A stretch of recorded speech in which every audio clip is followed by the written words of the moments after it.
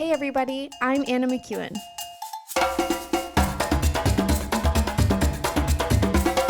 And now for Bob Switzer with the Epic Narrative. All right. Hey, welcome back. Were you on the edge of your seat all week? Were you waiting? Oh my goodness, I can't wait for Monday. I don't know how this story goes. I have to listen to the Epic Narrative. Well, welcome to the Epic Narrative so you can know how the rest of this story goes. And those of you that are listening months later and you're binging, welcome back as well. So here we go. Chapter 14 of the book of Numbers. That night. So the night after the, what are those things called? The spies came, they gave their reports. They were not hindered. They were not suppressed. They were not fact-checked by the fact-checkers of Moses's entourage. No, they let him speak and then they let him go into the public. And there's a lot of preachers that would not let that happen. Trust me. Right? How many preachers would be like, listen, we need to frame this correctly. So even though, you disagree with my decision, we're going to tell everyone that it was a unanimous decision. So when we vote, if you don't agree with what we're doing, just abstain from voting so that we can let everyone know that, because we can't have people questioning that the leadership might be divided on a particular, or, oh man, people on the top of the pyramids, they do not like to be questioned. I love that Moses let this happen. I love it. I really do. And I think that a lot of preachers, teachers, ministry leaders can learn from it. He didn't protect himself from people who didn't agree with him. So they go out, they cause a ruckus all night long. News spread fast, right? And I'm not saying everyone that heard it agreed with it, but it spread fast. Especially the negative words. Because it fed the belief within the people that they themselves already believed. And that is, we are not deserving of a promised land. We are not deserving of a place that is just going to be given to us. There's no way that a slave like me, there's no way that someone as bad as that has done the bad things I've done deserves such amazing grace and mercy from God. It is. I tell you, grace is an amazing thing. Not just amazing grace. I mean, I know everybody knows that song. Oh, amazing. I mean, you said it. People who don't even love Jesus know that song. It's crazy. But it's because grace is a powerful thing. And if you add anything to it, it ceases to become. Like you can't add any behavior, any task, any purchase. What am I saying? You can't buy it. Bob, what word am I looking for? If you add anything to it, it ceases to be grace. It has to be grace. And a slave, man, that just does not compute to a slave mentality. It just doesn't. They live in fear. They live in self-preservation all the time. And you go to them and say, here, have something. And their immediate thought is, what is it going to cost me? What am I going to have to do for you in order to obtain this? Now, sometimes they want it, and they'll say, "Hey, what do I have to do? Like, you want to give me that? I'll take it." There's not many times in our lives that we were able to just freely give something, because most of our lives we lived as we do now, which is right at the poverty level. And I'm not complaining at all. I'm just saying there just wasn't a lot that we could just give, but we would give freely what we could. And sometimes you give somebody something and they just don't know what to do with it. And sometimes you tell somebody, "Hey, listen, we'll let you have one of ours, or we'll let you have you can come over and use that." And they think, "No, I can't. I don't deserve it. Don't worry about it. Don't worry about it. I can live without it." Well, that kind of mentality is a nation of people, a couple million people. And news spread throughout the night. And people are like, we can't go. We can't go. We don't deserve to go. There's no way God meant to do this. Like he clearly, Moses is making stuff up. Fear feeds on itself. And then also what becomes very evident when lies and gossip happen is what? Exaggeration. And that's a form of deception. And that's a work of the enemy. And I tell you, Christians exaggerate all the time. And it's a bummer when they do it because they're lying. Everyone knows that they're lying. And yet somehow it was okay. And I'll tell you, specifically coming from my life, we would have evangelists come through and they lied. Like, I don't know. You can't call it anything else but lying. They would lie about the number of people that got saved. They would lie about the number of, the number of people in a building. Oh, I spoke to several thousand last week. And I only know that they're lying, not as a child, I believed everything, but as I got involved in the ministry as a teenager, and I was around these evangelists, especially during summer camp when I would work, 10 weeks a year at this massive summer camp, an evangelist would come through and he would, they was always a he because, women were not allowed to talk. But there would be these, these lies, and they would say, bow your head, raise your hand if you want to receive the Lord as a Savior. Oh, thank you. There's hundreds of you here tonight that are receiving the Lord. And I'm looking. I did not bow my head and close my eyes. I bowed my head, did not close my eyes. And I'm looking around. I'm thinking, I'm counting maybe 6, which is awesome. Honestly, 6 is a good night, like whatever. But they could not resist lying. Lying. Exaggeration is deception. It's lying. But when you're telling stories and you're trying to generate connection and camaraderie and community around the fear, you exaggerate everything. The giants got bigger. The wars and rumors of wars in the promised land amongst the people who lived there became more, intense. And by morning time, people were weeping because victims live in extreme reactions to circumstances. This reminds me of one particular lady I worked with she struggled with being a victim. She actually I don't know, she was a mess. But I believe she not only believed herself to be a victim, she worked it. Because every time we got her to a place of stepping into freedom, she would back away from the church and spiral back into fear and selfishness. And so when I read this, I think of her and I think this could happen in a night. Like they literally could spiral. They went from, hey, we're spying out the promised land that God's going to give us. Look how massive it is. Look at the green. Look at, like, they're looking across the river and they're seeing it. They're climbing to some of the higher hills and they're like, wow, what an amazing place. And then the spies come back and they hear all about it. And they're like, oh, no wonder. No, we can't go over there. No, we can't. We can't do battle over there because as soon as we cross the river, God isn't going to be with us anymore. He's only with us on this side of the river. When we go over there, it's all up to us, and we don't have enough. We don't have enough war machine. We don't have enough weapons. We don't have enough people. We don't, everything is we're all going to die. And everybody's going to die is the cry of a victim all the time. They have to have the extreme.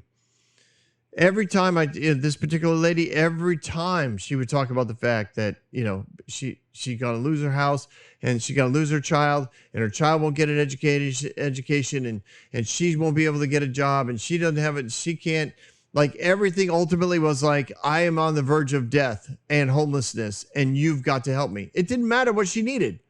It literally could have been that she wanted, this one time she just, she wanted an iced coffee from Dunkin', but she couldn't ask for it without describing to me how horrible her life was and how she was on the verge of homelessness and death.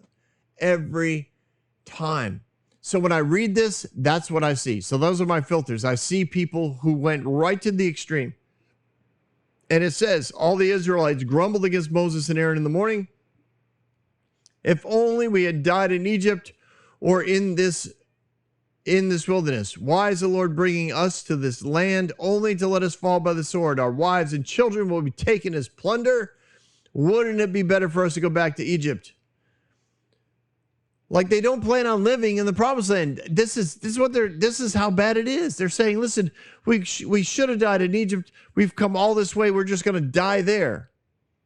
They don't see any hope. They don't see any way that this ends in a good light. Everything's going to end in death. That's the extremism. That's the deception of the enemy. That is the path that they chose. And the end result of sin is what? It's always death. It's always death. And that's where they're headed. So, and when it says, why is the Lord bringing us, right, in verse 3, what they're going after there, as far as God is concerned, is this was the plan. This was always God's plan, to get us out here and kill us all. Generations, our generations, our inheritance is not the promised land. Our inheritance is our wives and children will be slaves, which we were in Egypt anyway, but at least us men were alive. So the report of the spies and the retelling of it over and over again with no faith, no trust, no understanding of how awesome God is, not an understanding of his goodness, is you and I know, because we know the rest of this chapter, it is going to have generational impact as well as geographical impact. So their cry after they moan and groan, trust me, this was not like a 30-second moaning and groaning. This was probably one of the loudest groups of people Moses and Aaron had ever encountered together. They were angry and afraid, and they were in extremes, emotions, extremes of scenarios and circumstances. They had nothing but fear and self-preservation driving them. So in verse 4, it's like, we should choose a different leader and go back to Egypt. Then Moses and Aaron fell face down in front of the whole Israelite assembly gathered there. So they say, let's replace Moses. Now, this, of course, is old school politics. This is the hierarchical mindset. This is, hey, if you don't like the guy on the top, get rid of the guy on the top. Let's go back to Egypt. Let's, in essence, ignore God, ignore the call, ignore the miracles, ignore the journey we've been on.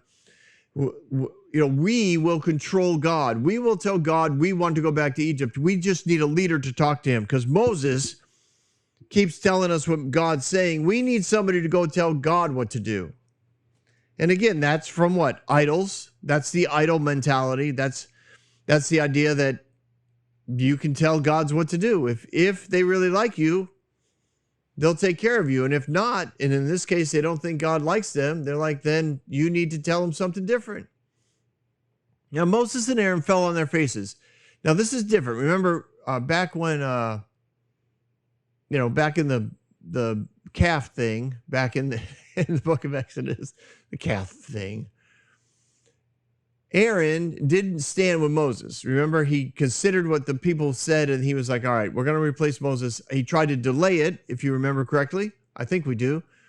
He tried to delay it. Bob's nodding his head. Yes, okay, good. He tried to delay it till the last possible moment that he thought Moses should arrive back from the mountain.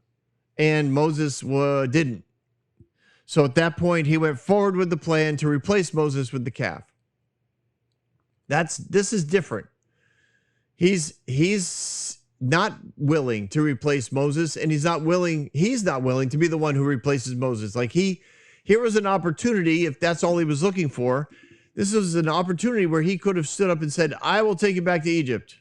And the whole assembly would have in essence elected him, and they all would have followed him, and they all would have went back to Egypt. But you remember the encounter, the encounter that he and his wife had with God just a couple chapters ago. He was like, listen, I love Moses. Moses talks to me all the time. He is not super spiritual. He and I are just good friends. And we could all be good friends. This is not a hierarchy. This is a relationship. So Aaron understands that. He's probably starting to grow in that. And he bows down with Moses. And in essence, they're falling their faces. They were saying to the people, please do not go back. And if you do go back, you're giving both of us up. We will not go with you. And then it says, next verse, dun, dun, dun, dun, dun, dun, dun.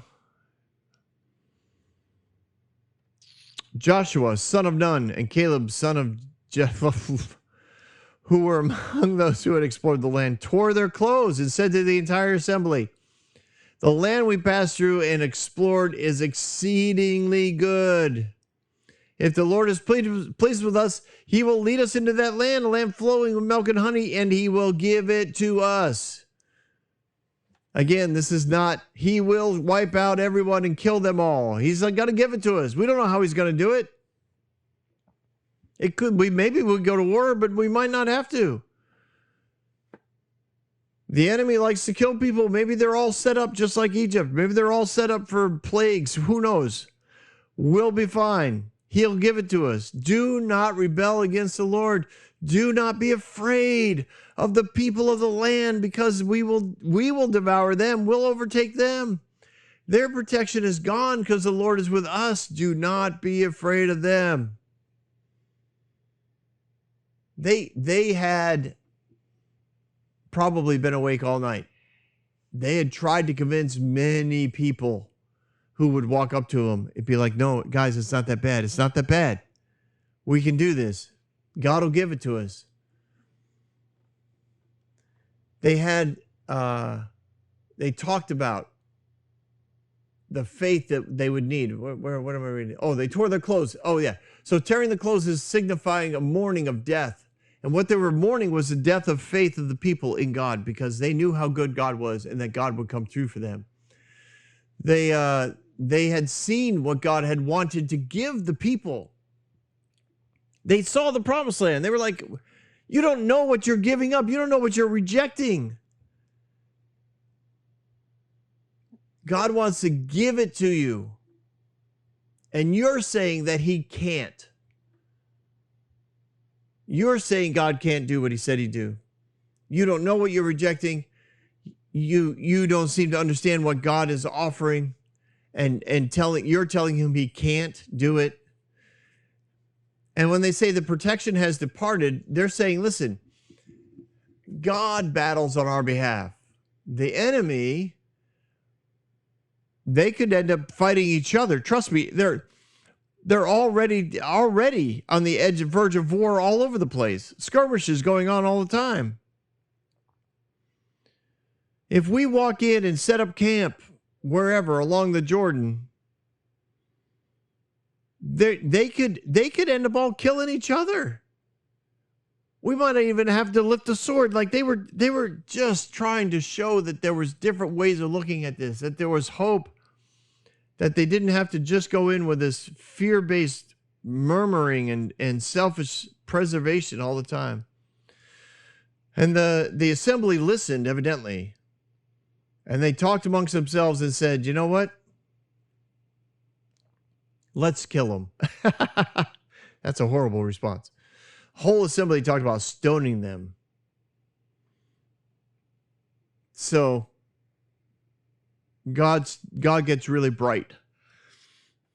He didn't go anywhere. Remember, he's there in the pillar. It's not like it moved anywhere. He's there. And so he kind of comes down. He brings down the glory. And he talks to Moses. Now, I don't think this is a out loud conversation. I think the glory comes down and probably people kind of step back. And it engulfed Moses and Aaron. And then the voice started to talk to Moses, and he said, how long are these people going to treat me like this? Telling me I can't do what I said I was going to do. How long are they going to refuse to believe in me and trust me in spite of all the things that I've shown them? Remember, supernatural signs are there for authenticating the truth that's being spoken. God's like, I keep showing them that I can do what I say I'm going to do. Why won't they believe me? Then he says, do you want me to strike them down with the plague? And I'll make of you a greater nation and stronger than they ever dreamed of being. And Moses listens to all of this. And I don't think he responded really quickly. I think when you're in the presence of the Lord, it's awesome and you don't want to go anywhere. And you just sit back and you listen, and he listens to the Lord, and he knows the heart of the Father. He's like, well, it's probably going to be a while before they trust you. And as far as making me a great nation, no, because listen, Egypt will, they're going to come out, they're going to hear about it. I mean, they're going to hear about it. They're going to say, wow, by the power of their God who brought them out of our land, he just killed all of them as well. You're going to just be seen as a killer. They already blame you for all the killing that happened over there. And they will tell all the inhabitants of this land about it. And they already heard that you, Lord, and you are Lord, and are these people that are you, Lord, have seen face to face the cloud that stays over them, that you go before them with a pillar by cloud and fire by night.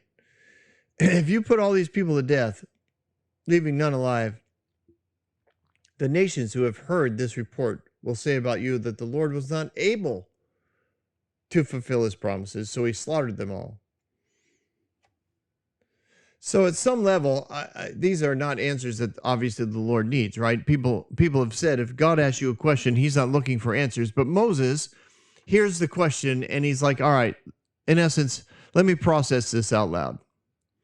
If you kill everyone who's heard about all the things that you've done, all the things that you accomplished in order to get them this far, if they hear all that, and they have, and then you wipe them all out, they're going to say that basically you couldn't make it happen, so you decided to destroy everything so that, in essence, you could start over and try again. I don't want them to think that.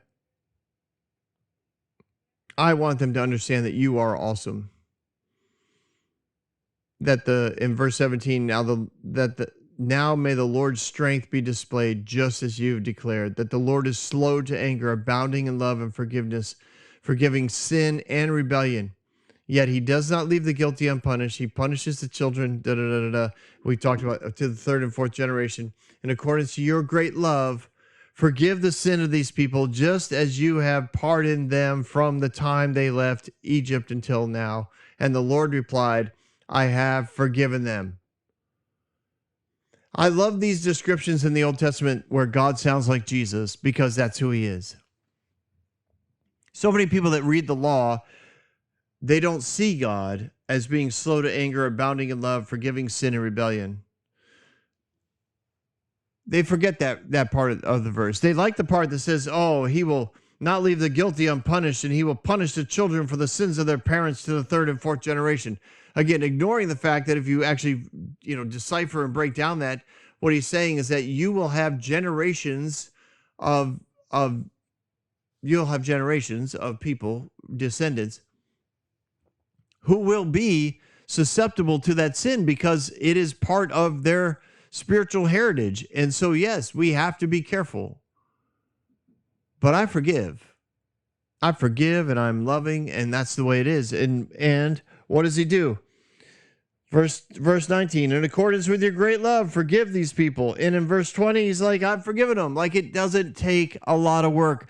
No sacrifices were made. No offerings were brought to the temple. No incense was lit. Do you understand? Moses asked and it was granted. That's the forgiveness and grace of God. Even in the Old Testament, it looks just like Jesus. That's him. That's the heart of the Father.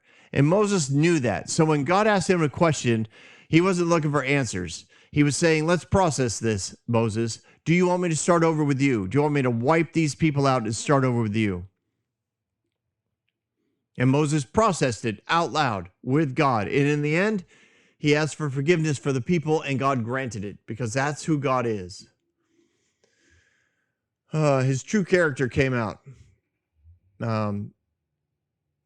These are the sort of things that God wants his kids to be confident about, that he forgives.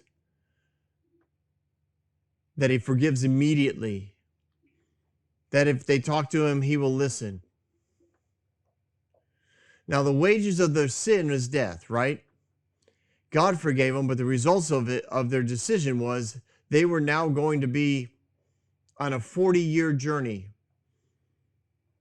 for the results of their sin, in essence, to take place.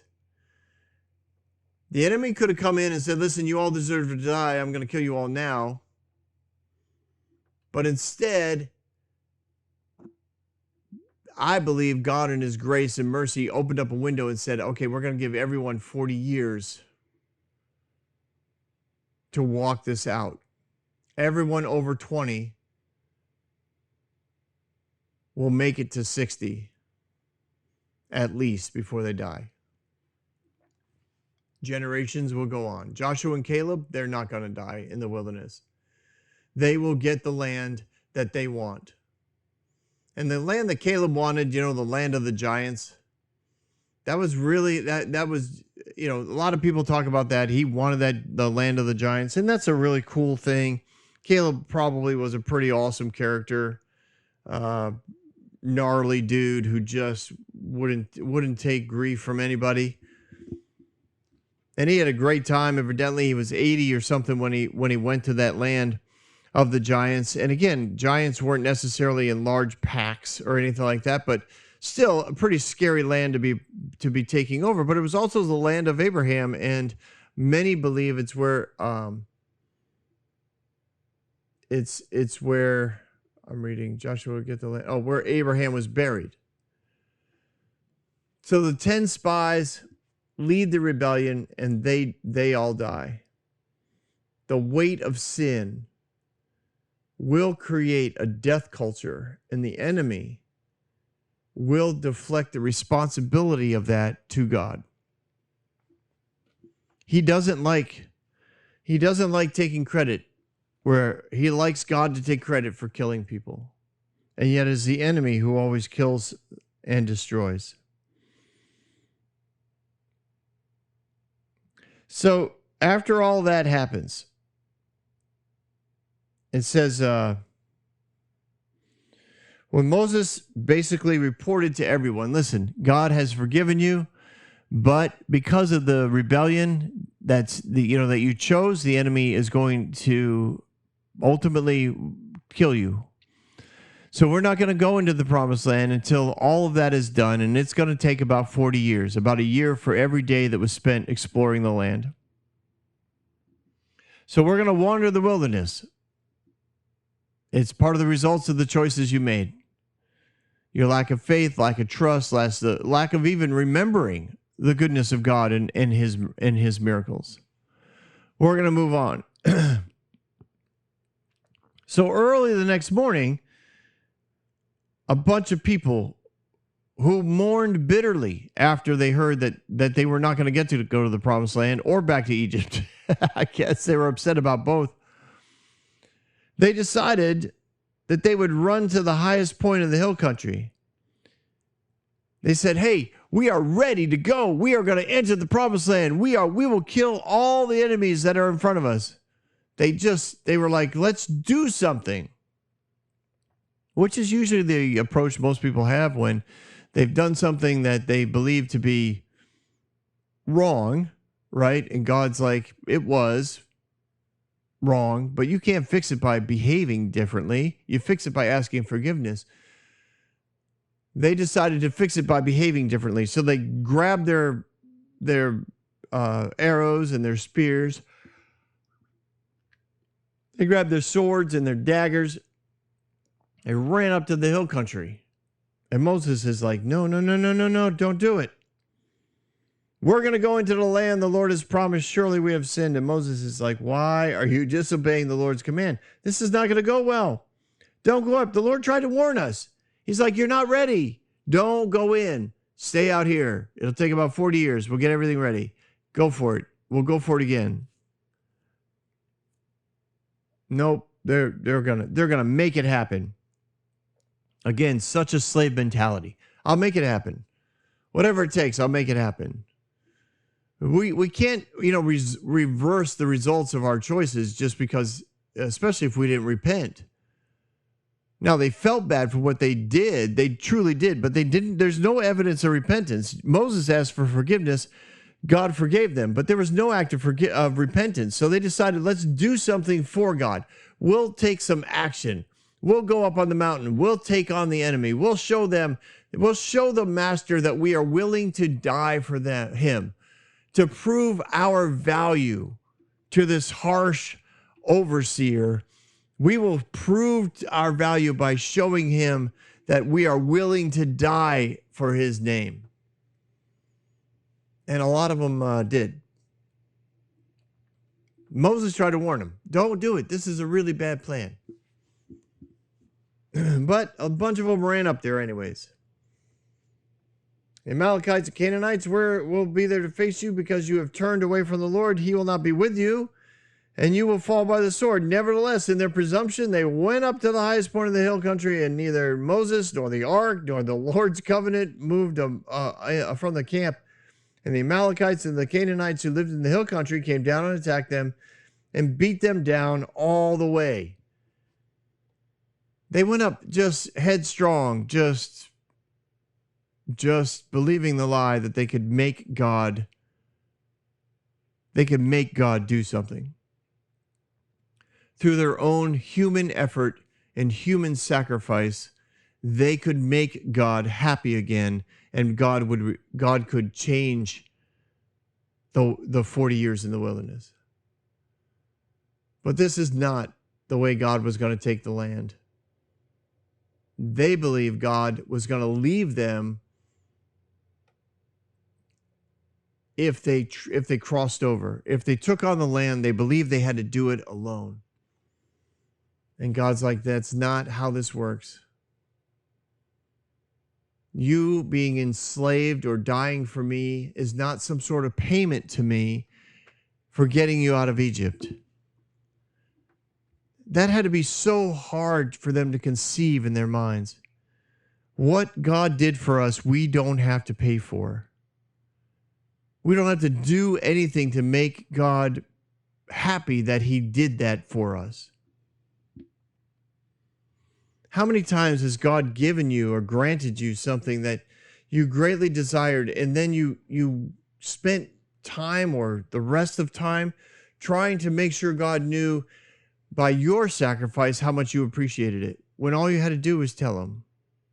God's like, I didn't do it for you to pay me back later. I didn't do it to prove to you that I'm better than you think I am. I am better. You can't think a better thought about me. I am that awesome. But don't run headlong into the mountainside trying to kill off the enemies. That's not the plan. And that's not me. That's you forcing something, trying to make my plan happen. Don't just let my plan happen. You let God's plan happen by being at rest. You let God's plan happen by being at peace. You let God's plan happen by staying in hope and in joy, and staying out of fear and self-loathing and self-centeredness and self-protection. Anyway, that's the end of this chapter, and I always wonder a little bit about how Moses, like his nights, what his nights must have been like. He's talking with God, he gets good perspective and hope, and then he goes outside and he sees these people, And he thinks, oh my goodness,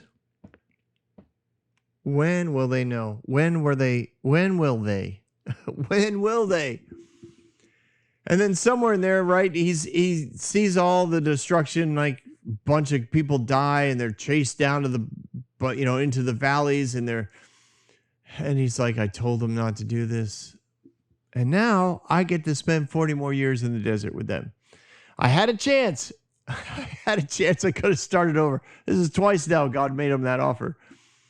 And I believe both times he made him that offer because God's like, I need you to process this. What's my heart for these people? He's like, your heart is for the people, and I will walk with them for the next 40 years because I know your heart. I know your heart, and we will work it together. And I will see you next week on the Epic Narrative. We will continue our journey together. Have a great day, everyone. Don't go anywhere. We've got Bob Thoughts.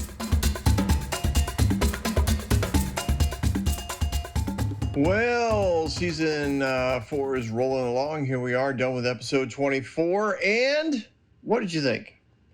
We're learning a lot about the victim mentality. You know, I think a lot of people take the law and they turn it into something rather than give them the on-ramp to total freedom and interaction with God, they take it as more opportunity to be a victim. They look at the law and they're constantly looking for ways that they failed, looking for ways that they no longer fit, looking for ways that they could never fit, ways that they're going to fail, and so they continue to be a victim. Victim mentalities they're just relentless weeds that have incredible root systems, but you can't overcome them. And how do you do that? Well, you just keep remembering who God made you to be. And you say, you know what? I'm going to approach this like a child of the King who looks like Jesus.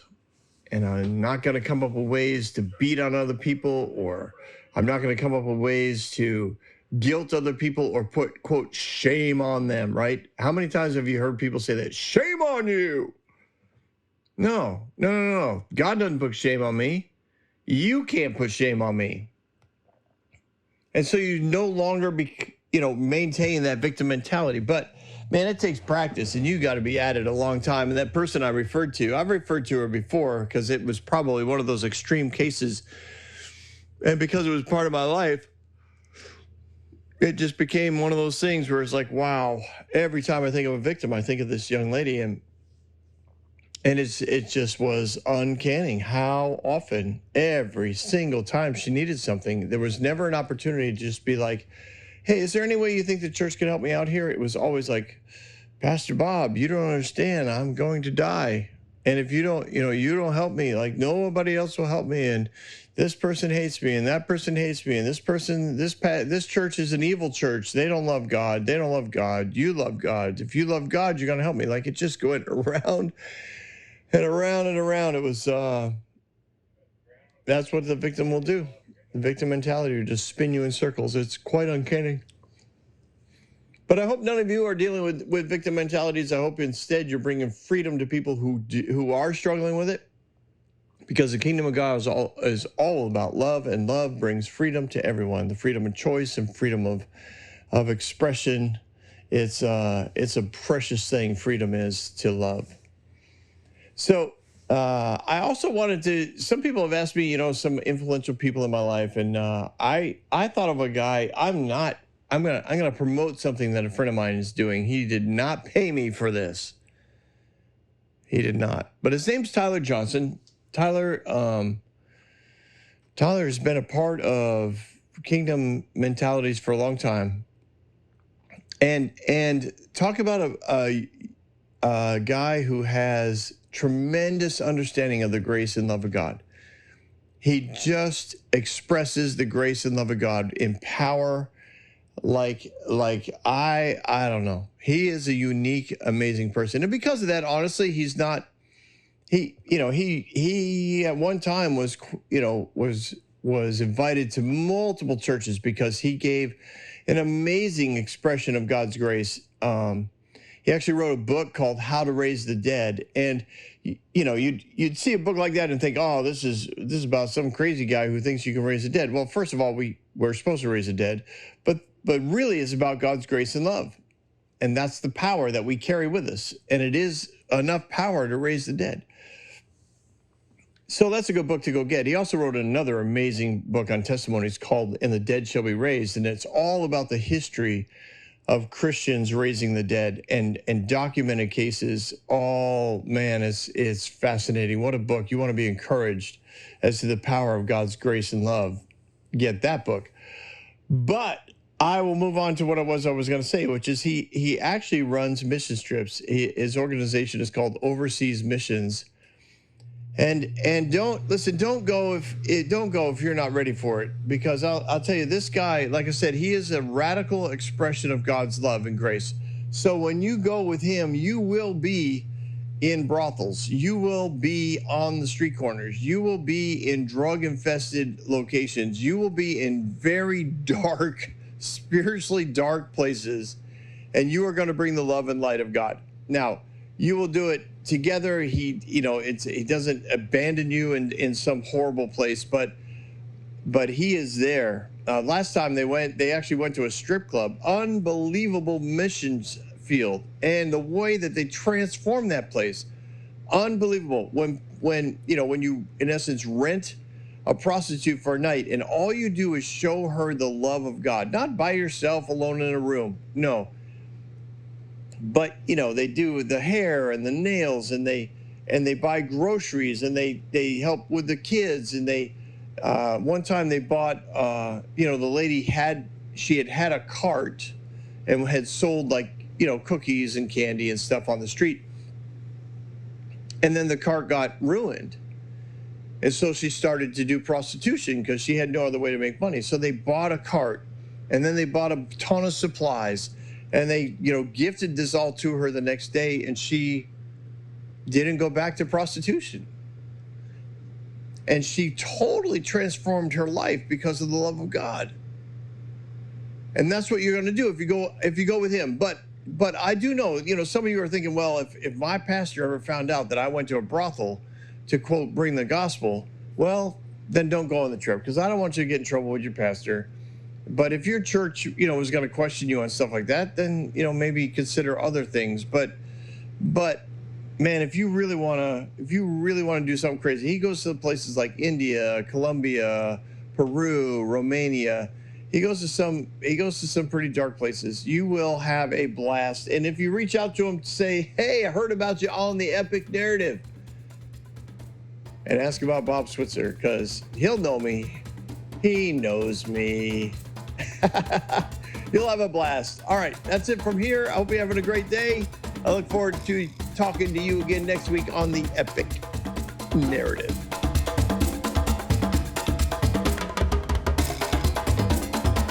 Hey everyone, thanks for listening. If you like what you heard, you can subscribe to this podcast on any platform you use. You can also reach out to Bob for questions or booking at thebobswitzer.com, or email him at thebobswitzer@gmail.com. See you next week, guys.